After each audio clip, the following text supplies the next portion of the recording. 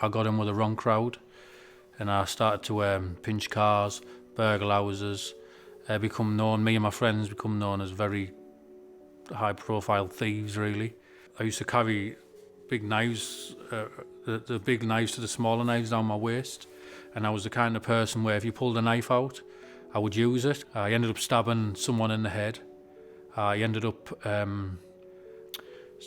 stabbing someone, just missing his heart and going through the top of his shoulder, the top of his chest and his shoulder where he dropped to the floor, and so I was on the run for 2 attempted murders. And then when I went to prison, I had such a hatred for the system, and I couldn't handle being told what to do, couldn't handle prison officers mucking me about. When I went out on association, I got to prison officer and I stabbed him, and then this led to me going into maximum security prisons, being put on CSC. It's where they feed you through a hatch in the door. There's no physical contact, so they have to have riot shields and riot gear on. And that was my life for a long, long time, basically. And I just was going from prison to prison, prison to prison.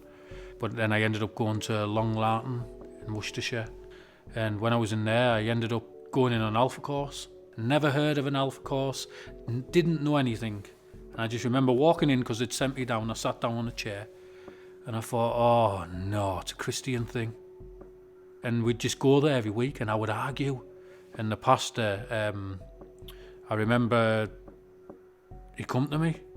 He said, right, I'm going to say a few scriptures first before we pray. And one of them was, no one's righteous, not one. We all fall short of the glory of God. And then he said the verses about Jesus and explained a bit why he died on the cross for sinners and stuff.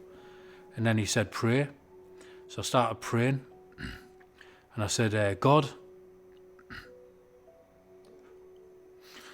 if you're real, come into my life because I hate who I am. And nothing happened. But then, as I was talking to the pastor, I started to feel this energy feeling in my stomach. And it started to raise up and raise up and raise up and raise up. And I just broke out into uncontrollable tears. And I just sobbed. And it just...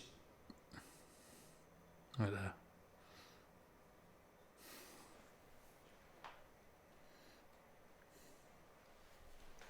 Because that was a change in my whole life. I knew God was real. And no one will change that now.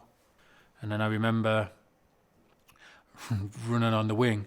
People clearly knew that I would become a Christian. So I actually helped them on another 2 alpha courses. And then I got released.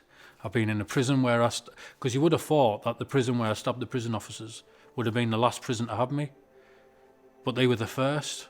That's how God works. The best thing for me is going in prisons and helping the lads in prison and trying to tell them about God. I've got 5 kids and they're my life. And what upsets me is because now I know that back then, if I had the kids, they wouldn't have had a good upbringing. And now they sit on the night and have Bible studies with their dad.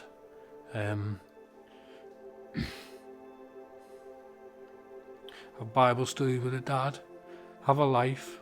They're beautiful. And my life. And probably my wife and my kids are the best gift, apart from the grace God's given me, is the best gift He'll ever give me. Didn't expect to cry like that. Recovered now.